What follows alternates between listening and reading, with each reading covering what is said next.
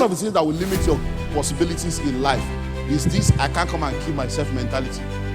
Those who are promoted are people that are doing the work of the next level in their present level. Everything you want to achieve, there is no one way to do it. There are many possibilities. But if you think there is only one way, then if that one way is jeopardized, you become confused, you become stranded, you become demobilized, and sometimes you begin to self-sabotage. People think all they need to do is to move a mountain that is standing before them in order to continue their journey. But moving the mountain is not the only option to continue your journey. But if you think moving the mountain is the only option, you will become blind to every other opportunity that is around you. That's the way the mind works. It's important for you to take time out to think, to take time out to plan, to take time out to retreat, to sharpen and know, okay, what's going to work. The law of expansion. The law of expansion. And the law of expansion is simple. There is no finish line till you die. That's all. It means that you have to continue to grow, continue to expand until you leave this world. So there is never going to be a time while you are alive when you will say, I have fully maximized all that there is in me. Because there is more in you than what is available in view. There is more in you than what you can see all around you. You are bigger inside than what we have outside. So the line, the finishing line will never be touched until you die. So when you die, that's when you now say, okay, yes, I finally. So we're looking at expansion because this series is all about growth. The need for you to just grow and grow and grow so that in every area of your life you will experience growth. And if you remember when we started the journey, we spoke about the fact that nothing grows until you grow. So, and as we begin to look at our lives in this second half of the year, we spend almost 4 out of the 6 months going through this. It's very important for you to ask yourself, all the things that I expect to see growth in, are they growing? And if they are not, don't look at them, look at yourself. Because the key to all-round growth is that you must grow for things around you to grow. And that's why we need to look at this, the law of expansion. Because many times, a lot of people, they break because they are not able to withstand the pressure of expansion. So let's look into how to increase your thinking capacity. We're looking into how to increase your thinking capacity, and then we'll look into how to increase your action capacity. So let's start with this one, how to increase your thinking capacity. Number 1, stop thinking more work and start thinking what works. Stop thinking more works and start thinking what works. Because see, it's not about doing more, it's about doing what is right. It's not about doing more, it's about doing what works. One of the powerful scriptures in the Bible, in the book of Proverbs, it says, if the axe head is dull, you will need to exert more strength. It says, be wise, sharpen the axe. So if 2 people are given the task to cut down a tree, and the first one, maybe they both have blunt cutlasses, and the first one gets there and just begin to cut, and the other one goes to the filing table and begins to file and sharpen the axe. Now the one that has gone ahead exerting energy will look like a serious person. You say, it's very serious. He went straight to the work. He was doing the work. But the other one that has set himself apart and began to sharpen the house is a lazy man. Work with and give, I never do. What did they do for there? What's he doing there now? Because they don't realize that wisdom is better than weapons of war. Wisdom is better than strength. But when that guy is through sharpening the cutlass or the axe, when he comes back, he wins. So you need to understand, that instead of looking for more work, ask what works. That means it's important for you to take time out to think, to take time out to plan, to take time out to retreat and check out what is happening, to be able to sharpen and know, okay, what's going to work. I was telling someone 2 days ago, so I've been trying to reach you. I said, I'm on leave. He said, pastors go on leave. I said, I'm on leave. I said, I just came back to settle 1 or 2 things. I'm going again. I said, I'm on leave. I say, I'm not available. So you can go on leave. You can go on summer. You can go. Me, I don't have family. I don't have children. I said, don't see those children are on holiday. It's family time now. I'm on leave. I'm not. Say, so what will you be doing? I said, I'll be relaxing, eating, sleeping, watching film, taking my children around. And I'm on holiday. I'm on leave. Hello? Say, I said, yeah.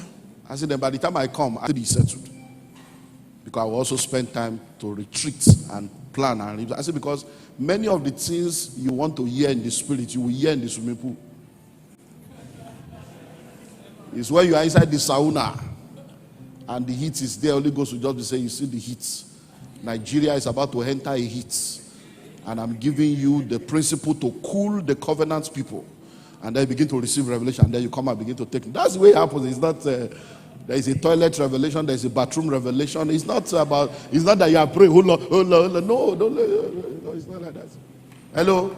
Sometimes it is when you are eating buffet and you see, oh God, there are varieties in the kingdom. I'm a God of variety. I will open up variety. Then you begin to, you think revelation is by Olua. It's not only like that. Hello? Number 2. Stop thinking, can I? And start thinking, how can I? Because we're talking about what? You're expanding your thinking capacity. The way, you see, what you see is perception. How you see it is perspective. So stop thinking, can I? And start thinking, how can I? Because the portal you open determines the things that flow. If you open the portal of can I, then your mind opens up the portal of memory. And the memory portal begins to remind you of all the things you thought you could do that you could not do, that you failed in. And then you agree that you can't. But if you say, how can I? Your mind opens the imagination windows and begin to tell you, oh, of course, you can. This is the way to do it. You can try it this way. You can try it this way. And bam, things begin to happen. Because in your mind, I've told you before, there are 3 windows in your mind. The memory window, the contemplation window, and the imagination window. The memory window opens up to the past to replay your past. The contemplation window opens up to your present to help you to be analytic about decision making now. The imagination window opens up to your future to give you an advanced picture of what is possible and enable you to walk into it. So if you think, can I? It opens memory window. If you think, how can I? It opens imagination window. And bam, ideas begin to flow. Number 3, stop thinking one door and start thinking many doors. Stop thinking one door and start thinking many doors. In Yoruba, they say onokon waja. That means there is not one road to the market. I was speaking with my mentees in the Billionaires Conclave. We had a session yesterday night, and I was telling them we're looking at leading in tough times. That was the focus of our contemplation yesterday night. Leading in tough times. When things are tough, how do you as a leader lead and navigate your organization and the things you do in the midst of the tough time? And then we began to look at the fact that many times people think all they need to do is to move a mountain that is standing before them in order to continue their journey. But moving the mountain is not the only option to continue your journey. You can dig a tunnel under the mountain and come out on the other side. It's also an option. You can climb the mountain and come out on the other side. It's an option. You can go around the mountain. It's an option. You can even drill through the mountain. It's an option. But if you think moving the mountain is the only option, you will become blind to every other opportunity that's around you. That's the way the mind works. Have you noticed that every time you think, okay, if I'm going to buy a car, I would just like to buy a Toyota Camry red. The very minute you think that, what happens? You start seeing red Toyota Camrys everywhere. The day you finally now buy the Toyota Camry, you see that everywhere you turn. It's like you will now begin to think that, why did I buy? Everybody has it. No, they have had it before you bought your own. But it was not your reality. Why? Because you were not open to that dimension. Even in marriage, it happens. You are looking for a wife, you are looking for a husband, and the person you are going to marry is there. But your eyes have never seen them. One day, God will just say, can't you see that Tinuke is, you can marry Tinuke, say, Tinuke, Tinuke. It's like, she's been there. But you have been blind. Why? Because of the portal that you opened up. So, stop thinking one door. There are many doors. Everything you want to achieve, there is no one way to do it. There are many possibilities. But if you think there is only one way, then if that one way is jeopardized, you become confused, you become stranded, you become demobilized, and sometimes you begin to self-sabotage. But once you understand that, look, this is not the only way, then you begin to open up. Lord, open my eyes to see, open my ears to hear, open my heart to gain understanding. Give me clarity, help me to see, and then innovation begins to flow, creativity begins to flow. I begin to realize that there are different ways to do it. I've never really watched this, but I always see a program on some channel called it 1,000 Ways to Die. I've never watched it before because I've been wondering, okay, what's this? I've never really, but I've been seeing that title, 1,000 Ways to Die. I'm like, okay, even to die, there are many ways to die. So let's look how to increase your capacity for action. How to increase your capacity for, so it's not just enough to increase your capacity for thinking, you also need to increase your capacity for action. Changing your thinking without changing your action will end in futility. Changing your thinking without changing your action will end in futility. Because 1,000 good intentions are not as powerful as one action. So if you change your thinking, but you are not changing your action, nothing changes. Because really, truth be told, it's not what you know that brings victory. It's what you do with what you know. A lot of people know a lot of stuff. Many of you come, your notebook is filled up. You have note 1, note 2. There's one for SBLS. There's one for celebration service. There's one for midweek service. You have many notes, but your heart is empty. So you have the note. I was there. You are marking register, but not marking progress. Hello? Why? Because it is only action, action, action. Whoso looketh into the perfect law of liberty and continue therein, he, being not a forgetful hearer, but a doer of the word, shall be blessed. Now is it faith without works is dead. Show me your faith by your work. Somebody say action. So it's very, very important. So a lot of people, it's just that action that is missing. And one of the demobilizing factor is, what if I try it and it doesn't work? But that same mind, that's why you have to increase your thinking capacity first. That thinking is part of the capacity you need to, because what if you do it and it works? All the people that have done it and it works, do you think they didn't have that thinking? Do you think they didn't have that fear? But they understood that courage is not the absence of fear. Courage is moving on regardless of your fear. So do it afraid. Be afraid inside, but be doing it outside. When the results come, you will suddenly realize that that fear is a useless fear. Because over 80% of what you fear never happens. So let's look at 3 things and then we'll wrap it up for today. Number 1, when we talk about increasing your capacity for action, 3 things. 1, stop doing only those things you have done before. And start doing those things you could and should do. So there are things you have done. There are things you should do. There are things you can do. There are things you must do.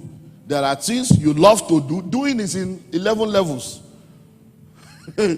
So there are things you have done. It's there. But there are things you should do. That if you don't do it, there's going to be a repercussion. There's going to be a gap. There are things you can do. You can do it. It doesn't necessarily mean you should do it, but you can do it. If it's needed to be done, you can do it. And there are things you must do. And there are things you love to do, desire to do, long to do. So doing is in levels. So if you want to increase your capacity for action, stop doing only the things that you have done before. Explore. Because the more you do new things that you can do and should do, the more you realize that there is more to you than what you have already achieved. The more you realize that you are greater than your past record. The more you realize that you don't compete against other people, you compete against your past record so that you can become better. And that's how things begin to change in your life. And then it gets to a point that you suddenly realize that the next chapter opens up to you. I was speaking at an event yesterday, and one of the speakers, the youngest commissioner in Nigeria, one young guy called Sheon Fakorede, but he said we shouldn't be saying young man, that a man is a man. So he told them, he said, no, don't say, they say I'm a young man. I'm a man. I'm not a child. You're either a child or a man. So which one is young man? So they say young man, young lawyer. A lawyer is a lawyer. Say young professor. You say professor is a professor. You can't say I'm a young professor or I'm a young lawyer. We all went to the same school. We sat for the same exam. We read the same book. So which one is your? Why do you need to add young to disqualify what God has done in my life? Hello? But you see now, he's the youngest commissioner in the history of Nigeria. Became a commissioner at the age of 27. I think he's now 29, 30. Yeah. He's going to be 30 this year now. Youngest commissioner in the history of Nigeria. Still the youngest. Minister for Youth and Sports in Oyo State. But he was sharing his story of how when he was on campus, he was positioning himself, learning, studying. And the particular year, he bought over 360 books, even as a student, and read about 60% of them. When the opportunity came for him to become the commissioner, he said, please help me ask. If the day they appointed me as a commissioner, that's the day I now started going to look for leadership books to know who a leader is, how to be a leader. He said, I would have failed. He said, people said, give him 1 month. Oh, I failed. Give him 6 months. He said, 3 years now, I'm still there. I have not failed and I will not fail. So what am I saying? There are things that you should do and you can do. Don't wait until you need to do them. Start doing them now. It is better to have it and not need it than to need it and not have it. Because the day they will now call upon you, you will now begin to say, I don't know if I can do it. Because you have never developed yourself in adventurous actions. Hello? When I started this church as a young boy in my mid-20s, one of my greatest concerns was, I'm no more an assistant pastor. This is not that you are one of the pastors. You are now in those days we used to call it founder. Say the founder. And that was part of the, so it's founder. Now so it's just the overseer. But I'm still the founder. Because God founded it through me. So, but you understand what I mean. So now we just founder. So I say, okay, you are now a founder. And a general overseer. The major concern is, what will I be preaching for the rest of my life? That means every Sunday people will gather, coming to hear you. What you going to talk for the next 50 years? That was my major concern. What will I be saying? But because I have been saying something before the calling, I say, well, the one when you don't talk, the one way you take talk, the same God that has been giving you what to say since, he will do it. How old is this church now? 27 years, have you? Or where? How old now? 1995? That's 27 now. 27 years later, we are still speaking. Number 2, stop doing what is expected and start doing more than is expected.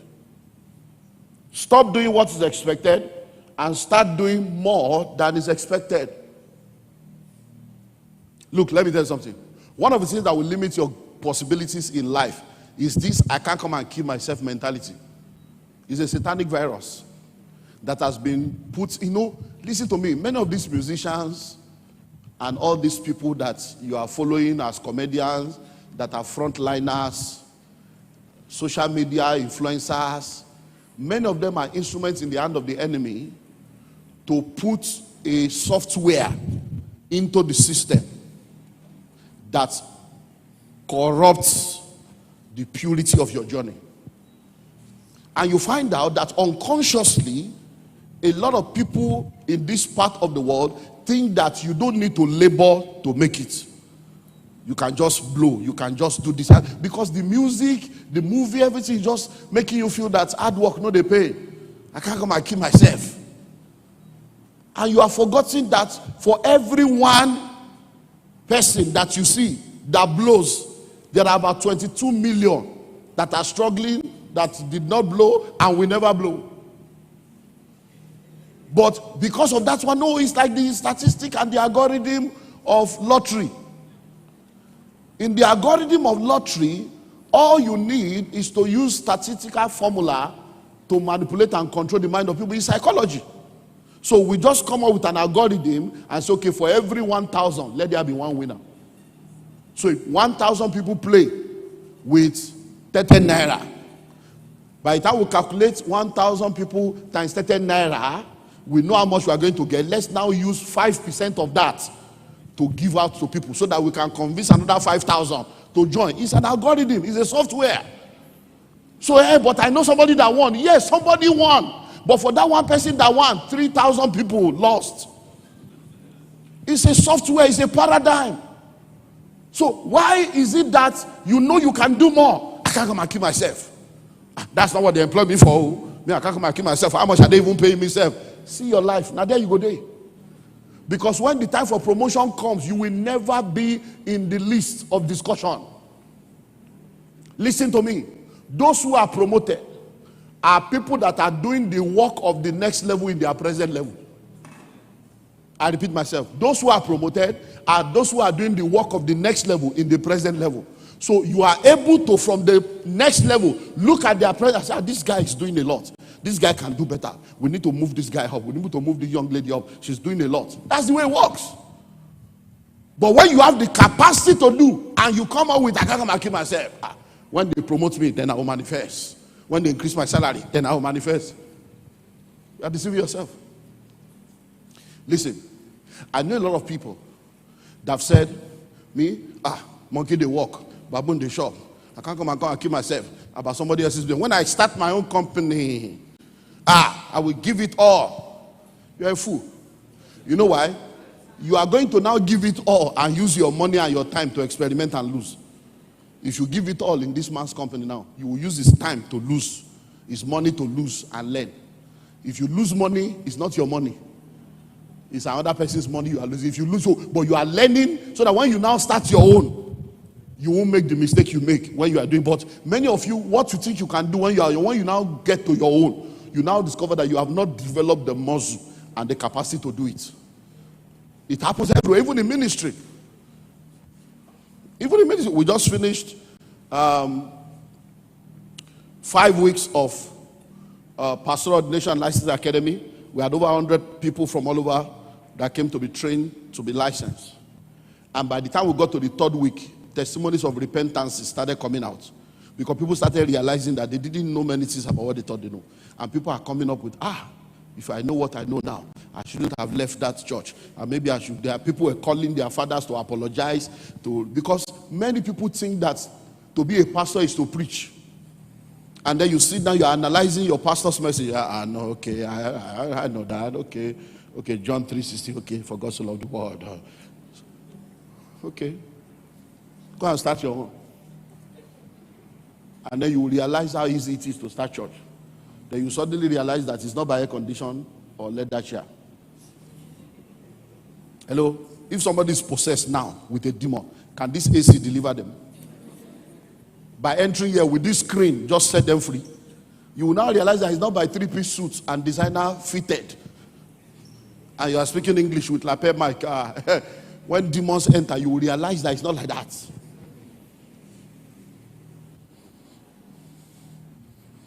Number 3. Stop doing important things occasionally and start doing important things daily. Stop doing important things occasionally and start doing important things daily. Look, when you do important things occasionally, you have programmed yourself for occasional operation. But when you do it daily, you have programmed yourself for precision science. So they can just wake you up, bam, and you begin to act. Why? Because it's part of you. You become it. It's no more about perform. You become it. That every time they call upon you, they can meet you without notice and bam, because you are doing important. So many of us, when we talk about the important things of life, when we look into the world of spirituality, we talk about the place of prayer, the place of fasting, the place of giving, the place of evangelism, the place of holiness. Consistently, after a while, you don't struggle. There are many things that people struggle about that. It's like, why are they struggling about that one? It's like, but they are really struggling. But the reason why they are struggling is because they have not done the important things consistently to become normal. Look, there are some temptation that you cannot fall for when you have already positioned yourself to consistently do the right thing in a particular area. It will be difficult. It's not an issue. When we talk about the world of growth, personal development, when last did you read a book? When last did you go for a seminar just to upgrade yourself? These are important things. But guess what? If they now tell you that, oh, you know, there's an opportunity to relocate to Canada or Australia, but you just need to know how to speak another language, and the opportunity will close in February. I hope you know that you will learn another language in 6 weeks. No, so the important thing you are supposed to have done, you will now. Africa is the next move, and most likely the final move when it comes to the spirit, when it comes to economy. We are the economy. Every other continent have maximized their growth and possibility. That's why they are coming here. So we have entered into what we call the recolonization of the continent, because they colonized us to go and grow their own. They have reached their highest level of growth. They are now coming back to recolonize us. Hello? So listen and listen. If you are in Africa, you see many of you that are relocating. I don't have a problem with relocation. You know, it's no problem. I know the realities on ground. So you want to relocate, no problem. Just be sure God is with you. Because we know the people that are there that are suffering. But I will tell you, many of the places you are relocating to, they are already in their expiry season. We that are in the emergence of our own season, we are the youngest continent. You are now living what is about to become, to where what has expired. You have no idea how many diasporans have returned to Nigeria to come and break through. And that's when you want to begin to go. So let me just advise you. If you don't know how to speak French, go and learn. Because I think there are only 2 major languages in Africa, if I'm correct. English and French. So that you can, so if you add French to your English, that means the whole continent, you are ready. So go and learn it now. You know, I said it, if you were here, I said this in 1999. What I'm saying now, I said it in 1999. Pastor Tayo, all that, I even made it a law that by the end of year 2001, I give you people 3 years, everybody must be able to speak French. So 22 years later, I'm back. Go and learn how to speak French. Learn how to speak another language. Hello? When I was speaking to my mentees yesterday, I told them, I said, you people disobeyed, and now you see the result. I said, I told you in March, this, about this.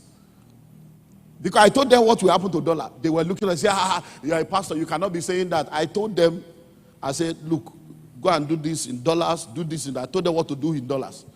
Because I told them, I said, because by the time we get to the end of the year, dollar will be 1,000. And somebody said, but you're a man of God, we know where I know, but you see, you people cannot just be prophesying this thing, when you say things like that. So I was telling him, yes, I said, you were arguing with me in March, now you don't enter 700. I said, you honestly look at me now and tell me that Nigeria is not more confused now than it was in March. Can you see anybody that knows what is happening in this economy? Your president said he's tired. And he has 8 more months to go. Does a man of integrity need to stay after he's tired or to just resign? So I said, look, your central bank governor that is supposed to sit down and coordinate the fiscal and monetary policy was busy nursing a political ambition and shamelessly lying that he was not contesting, yet he was going to court to fight that he should contest. Are you seeing how these old men are shameless and they have children? I always make it like mom, daddy and paro, daddy you are lying. I don't know. Don't they have children that will say, daddy you are a liar? And they bought hundreds of cars with your name as central bank governor. And you say you are not contesting. You now went to ask the president, can you contest? The president, none of you cannot contest. The man in that frame of mind that is thinking of political ambition, how can he run your economy? Hello? Well, I rest my case.